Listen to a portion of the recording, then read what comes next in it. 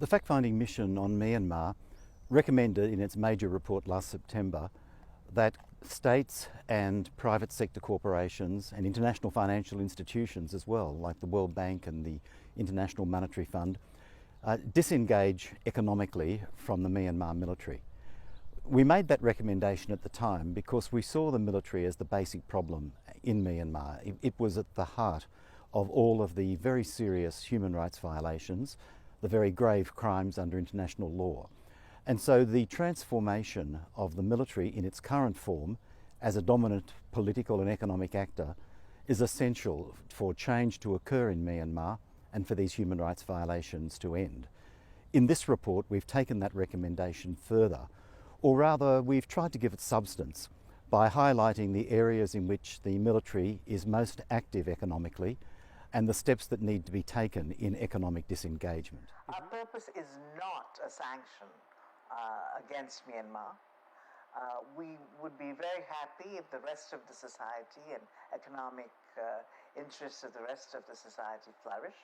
Our only interest is that the army be a professional army and be limited to military functions and not get involved in economic life, not avoid civilian oversight, and in that sense not exploit the economic resources of Myanmar for their own interest and not in the interest of their people. What drew us into this was a number of factors, and it turns out that this is sourced within the Tatmadaw business empire, which is based primarily on the extraction of precious gems, primarily jade and rubies, and therefore in terms of the accountability context, there's an urgent need to scrutinize the origins of jade and rubies, which at this stage, at this point, risk becoming known as genocide gems, akin to the blood diamonds, the infamous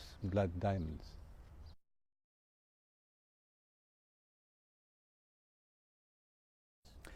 Our findings, firstly, indicate that the military is economically active through two major groups of corporations in almost all sectors of the Myanmar economy.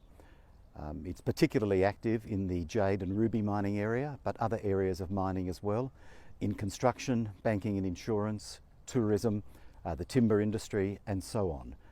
But the second finding is a very significant one. Its dominance is not as great as it was 20 years ago.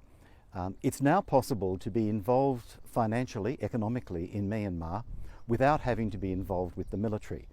And so an important part of what we're doing in this report is identifying those corporations and other businesses active in Myanmar that are military related and so should be avoided, and areas where people can invest or do business in confidence that they're not dealing with these human rights violators. So the purpose of this report is to analyze and put forward the economic interests of the Tatmadaw, mainly because one, we want to show their economic independence so there is no civilian oversight.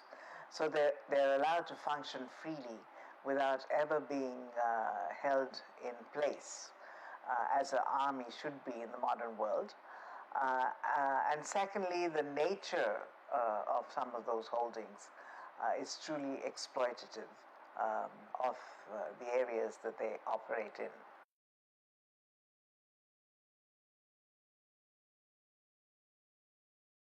The money that the military makes through its economic controls enables it to operate outside of parliamentary scrutiny.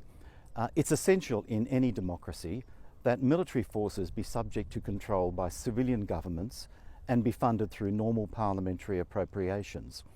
When the military has its own economic base and is not dependent upon the civilian government and the parliament to provide the money, then it's not a national defence force, it's a private militia.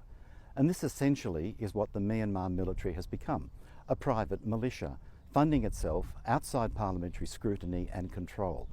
It's necessary to cut off those accesses, those sources of private funding, so that proper parliamentary and civilian government oversight of the military can be imposed. And that's key to the transition of Myanmar into a proper, inclusive, modern, democratic state.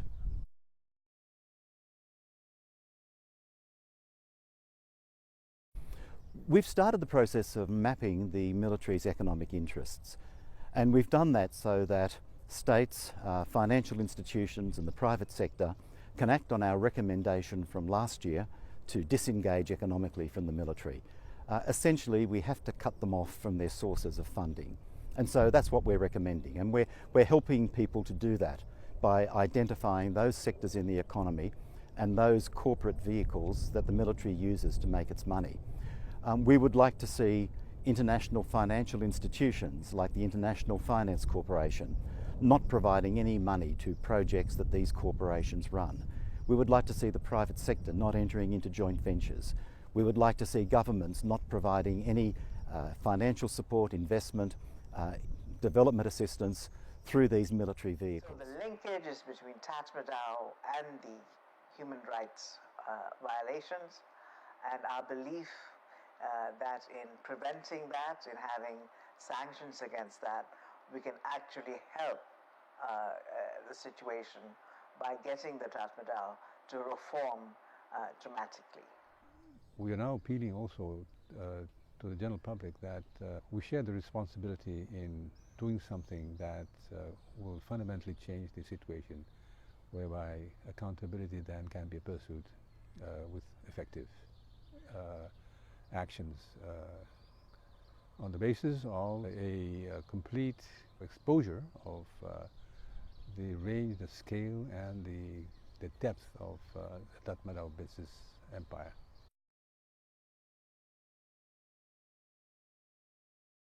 We've identified in our report a number of states and state-owned enterprises that continue to provide military support to the military in Myanmar, Tatmadaw. We know that there are a number of countries that have imposed arms and arms-related embargoes, but there are still countries that are trading. Again, these ties need to be cut. The military now has a 70-year track record of grave human rights violations, including responsibility for some of the most serious crimes under international law. It was evident that the Tatmadaw was truly the main reason for the grave violations that were committed in Myanmar during that period, especially in August of 2017. And then when we looked closer, we noticed that it was their strategy and factors intrinsic to their operations, the accountability of their leaders. It was very clear that that was the focus. Anyone who continues to provide arms to such a military force is supporting these kinds of historic and present-day activities. And so the arms have to be cut off so that the human rights violations are not committed.